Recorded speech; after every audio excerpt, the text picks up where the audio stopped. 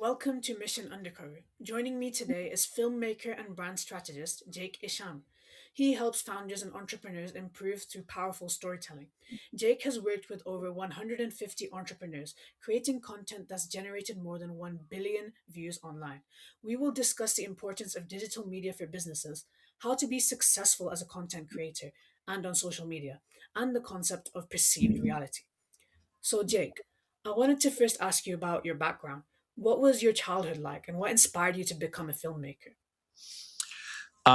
So I grew up in LA. You could say almost like a cliche LA kid where, wanting to be an actor and basically wanted to become a filmmaker because as I grew up acting, I was waiting for auditions, waiting for callbacks, and I basically then decided, screw it. Why don't I just write and direct my own films?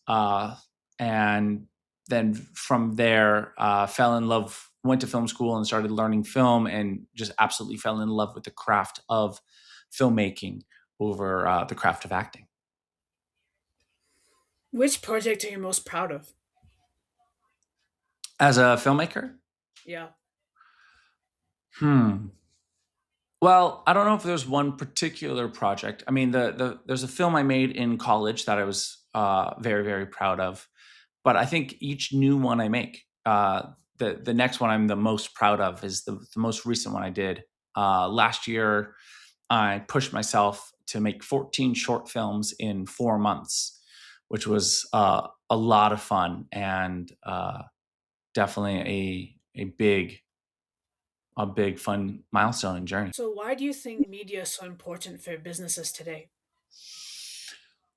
Well, I think media is so important because, we are such an internet-based culture now. I mean, you look at somebody like even like I Show Speed, where he's on in Africa at the moment, and you see like literally around the world, people are consuming media and consuming social media. And so for a company to gain those eyeballs and that attention is so important. And there's no better way to do it than through creating media and creating videos. So, I think it'd be different based on what stage a business is at. So, talk me through how an aspiring business person would do it, how a startup would do it, and how an established firm would do it. Sure. So I think it's relatively the same because if you're starting content for the first time, no matter where your business is, you're going to go through kind of these phases, which, in my opinion, would always start out with what social media platform do you like the most, or and what type of content do you like the most. So, for example, if you hate being on video, don't try to do video first. Now, I recommend doing if you're like, I don't know, I'll do whatever. Video, I think, is the strongest medium to pick, but pick a platform that you like and just start building consistency in creating content. If that's once a week, if get it up to where you can be putting out a piece of content every day. Then from there is you want to start posting. Don't overthink it. Post the same piece of content on multiple platforms.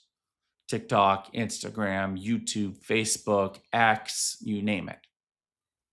And then it continued to graduate from there into going, okay, great.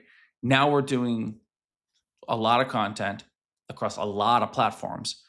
You can continue to increase the quality of the content, understand hooks better, understand the nuances of how content works, and then increase from there of going, okay, great. I'm going to make this piece of content specifically for LinkedIn. I'm going to make this content specifically for Instagram. But that's only after social media is working, it's helping grow your business, you're making money from it, like you're expanding. Like don't that is so far down the line. But that's the kind of the basic trajectory in terms of making content for social media regardless of whatever brand you're doing. Now you can if you're a established brand, you can kind of jump up and hire specialists and hire more team, but you're going to have to do that those go through those steps regardless. What are the three most important things that someone should do if they want to make good content, high quality? Pre-production is one of the most, arguably the most important things. That's the writing, the researching, the, understanding what is the content itself. From there, the structure of the content, and that's where I gotta go into storytelling, is how are we laying out this information or this idea and strategically kind of putting it out there. And one of the most important things with that is what's called a hook, which is that first sentence you say, that first image that pops up, that very first three, that first words that you're delivering. That is so important because you kind of live and die by that opening. What do you recommend for a good hook? How can someone make a good hook to draw people into their videos? There's a million good hooks. There's not one hook that's the right or wrong. What I would do is I would go look at, kind of go research platforms and look at your niche, whatever niche that might be, and see what are other people using as good hooks.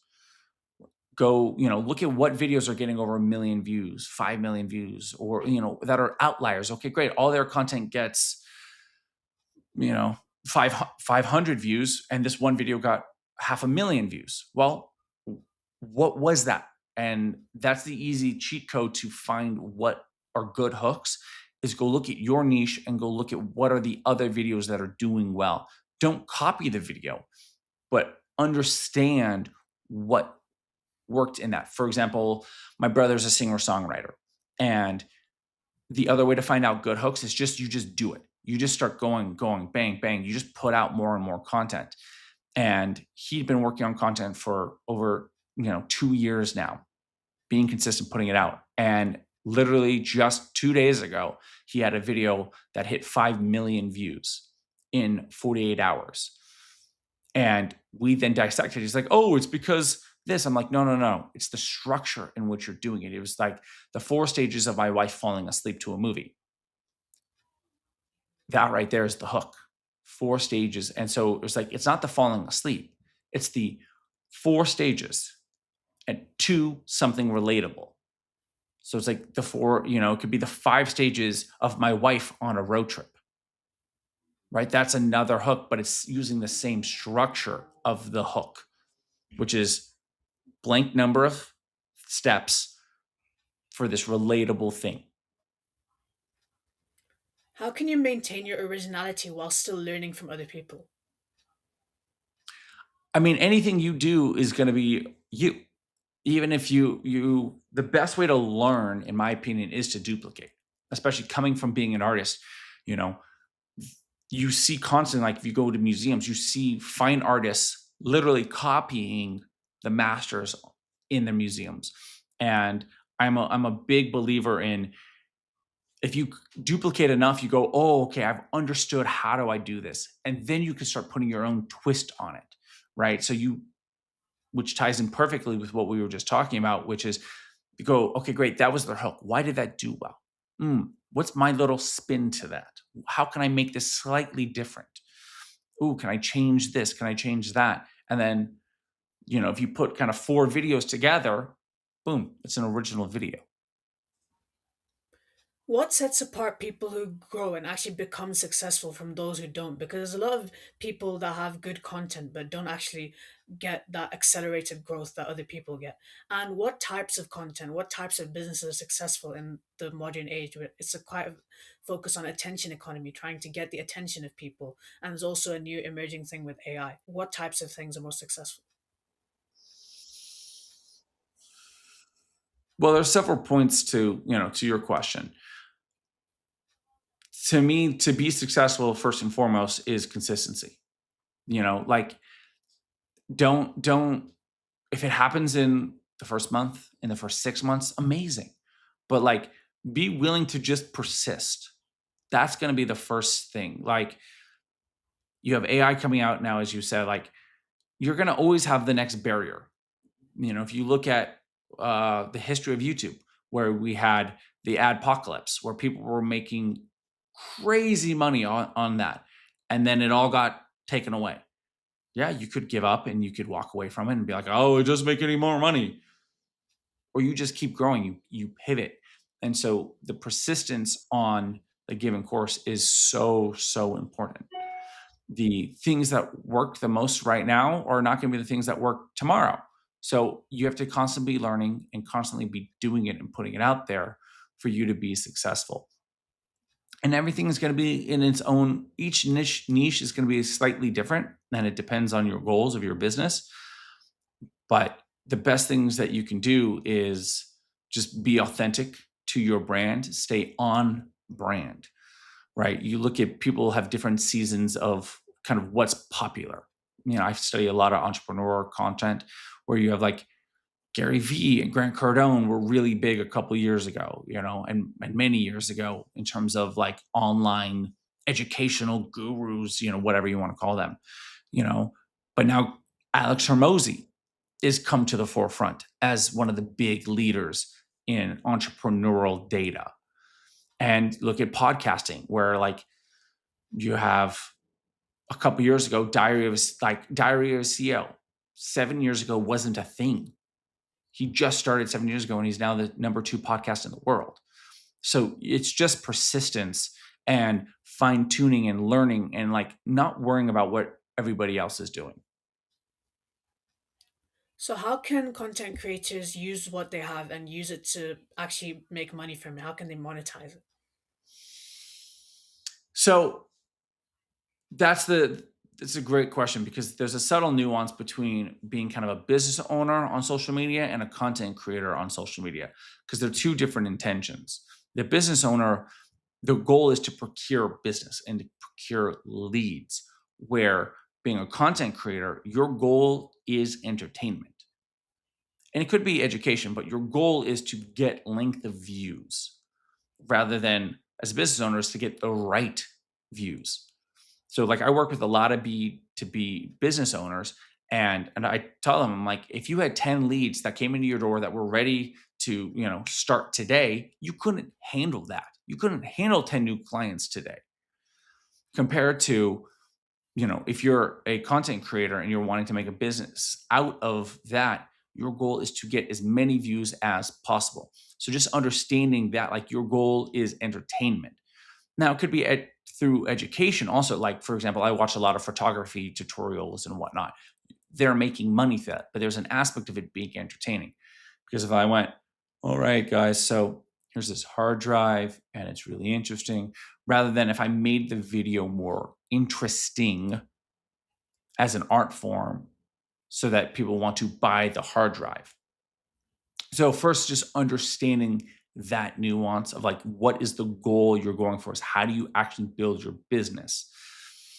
And so then the next thing is, even as an entertainer, you so need to understand what your niche is, right? If you're, are you doing education videos, who are you speaking to, and then studying the people who are doing well. There is so many people on YouTube and on social media that are already in your niche, which is fine, which is great because it shows that there is somebody doing it. So just look at what they're doing, look at their successful actions, and then you just have to start. And then you keep finding what is working by doing it. Okay, so finally, I want to ask you about perceived reality and what that actually means. Explain why it's important and how you can create that to get success. Sure. So many years ago, I was in Japan working with a nonprofit, and I had basically one day off to go have fun and shoot content for myself. I come back home and I start posting the content. And this was before people would batch shoot it, and they would post in real time at this time in social media. And then from there, I basically learned basically one Sunday morning, I'm looking at Facebook and I see a buddy who had this great fun party that I missed out on. And I was like, and I text him like, "Hey, where was my invite? Why did I know about this?" And he's like, "Dude, you're in Japan right now. What are you talking about?" And I'm like, "No, I'm not. I'm sitting on my couch," because he had been seeing my photos that I've been posting over the last couple of weeks. And that's when I kind of really realized you are what you post on social media.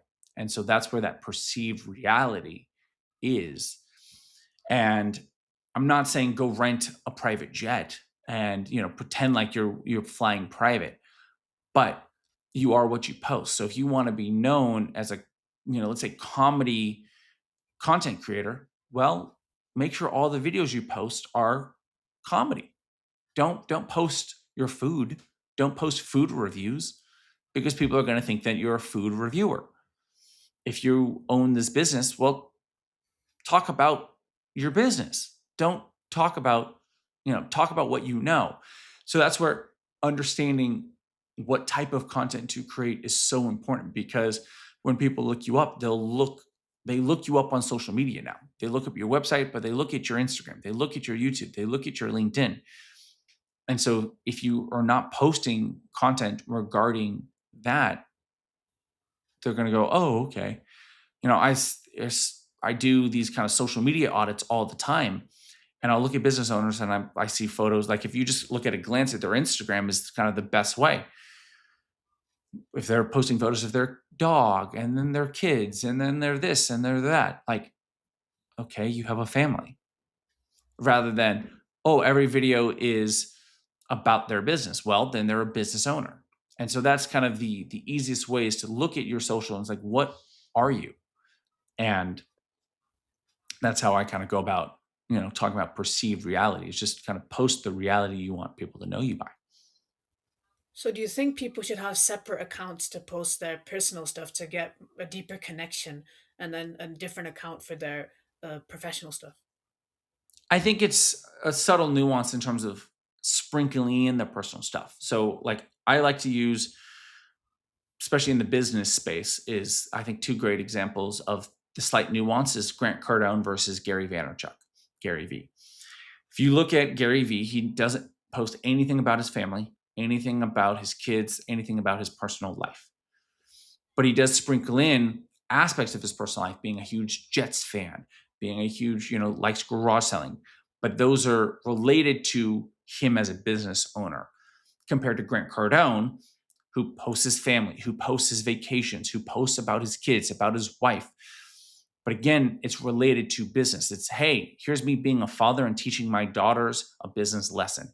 Here's how I work with my wife. Here's how it's all related still around business. And I think there's great sprinklings of personal life so that you are relatable. But if it's just that, people then go and you're like, to me, it's like an 80-20 thing, where like for me, I'll post, I'm at the gym working out, but I'll do it on my Instagram story. Right. So that's people who are already following me, compared to, oh, here me talking about business, me talking about social media, and then I'm going to the gym or I'm eating food, but like that's an Instagram story, or great, it is a LinkedIn post, but it's one out of six, five marketing tips, different posts about marketing and content creation and social media and branding, and then a personal life post. And so it's just a balance rather than the opposite. Okay, thank you so much for your time. How can people get in touch with you and access any services you might have? Sure, LinkedIn is fantastic. That's a great way. Otherwise, if you Google my name, you'll see my photography, you'll see my filmmaking, you'll see the marketing advice, and I'm on all the social media platforms that, and and I'm more than happy to help. And just feel free to reach out, DM me. Okay, thank you so much. Thank you Yeah. everyone for watching and listening. Please make sure to subscribe, share, and follow wherever you're listening from. This has been Mission Undercover. Thank you so much for watching.